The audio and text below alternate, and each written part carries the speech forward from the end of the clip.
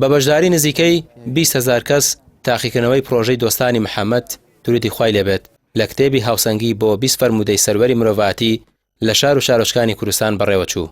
بەشداربووان بە زمانی بەڕۆژوو لە بەرتینی زۆری خۆردا لە هەڵەبجە و سلێمانی تاقیکردنەوەکان ئەنجامدا. ئەوەی منی هێناوە بۆ ئێرە تەنها سرات المستەقیمە، حەزەکەم لە ڕێگەی ڕاست بوو. ئەوەش حەزەکەم لە ئەم کۆمەڵەیە دانیشم بەشداری بکەم، هیچ شتێکی کەنەم. حەزەکەم بەشداری بکەم و لەناو ئەم کۆمەڵەیە بم، یعنی لەناو مەجلیسەکەی بم و مەجلیسێکی زۆر لەبەرەوەی خێرێکی گەورەیە، لەبەرەوەی خوای گەورە لێمان خۆش بێ. دەستان خۆش بێ، دەستخۆشیان لێکەین، کارێکی پیرۆزە، شتێکی باشە.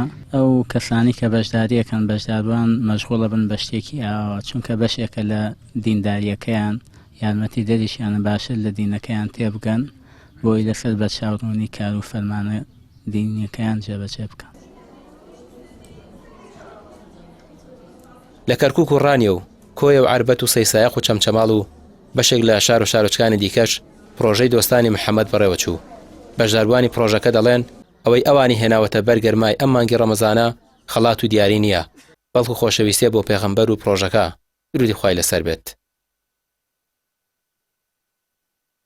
گەورە وەکو پرۆژە سەرتاسیانی کە ڕێکخراوی قوتابیان کردوێتی ئێمە ژووک ناوەندی کەرکووک بەشداریمان کردووە و هەزاران کە سوپاس بۆ خۆی گەورە لە پرۆژەکانمان بەشدار بوو. پرۆژەیەم جارشمان پرۆژەی دۆستانی محەممەد لەژێر ڕۆشنایی ئاەتی قل إن كنتم تحبون الله فاتبعوني يحببكم الله.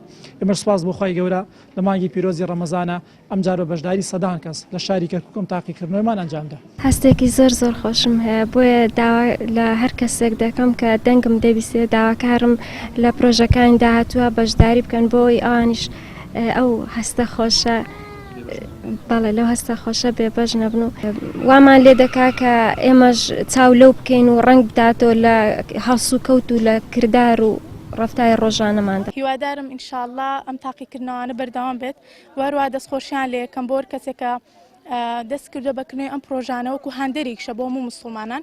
منەکو خۆم تەلەبەم، یعنی زۆر کاتم نییە بۆی بەشداری کرد لەم تاقیکردنەوانەیە بکەم، بەڵام ئەلحەمدولله یعنی مەجالێکشم بۆ هێڵاوەتەوە لەگەڵ ئەوەیە. ئەوە ساڵی 16 هەمە ڕێکخراوی قوتابیانی کوردستان پرۆژەی دۆستانی محەممەد بەڕێوە دەبەن و دەڵێن بەردەوامیان دەبێت بۆ ئایندە. فەرمودانی پێغەمبەری خوا صلی الله علیه و سلم کە لەو چوارچێوەدا هێناومانن دەمانەوێت تاکی ئەم وڵاتەوە لێ بکەین کە وەو قەناعەت لەلایەن وارد بێت کە پەیامی ئیسلامی پەیامێکی هاوسەنگە و دینی ئیسلام ئینسانێکی هاوسەنگی دەوێت و کۆمەڵگاکەمان پێویستی بە ئینسانێکی هاوسەنگ و معتەدیلە بۆ خزمەتکردنی بەشەریەت پێویستمان بە هاوسەنگیە، بۆی لەگەڵ یەکتری بژین پێویستمان بە هاوسەنگیە.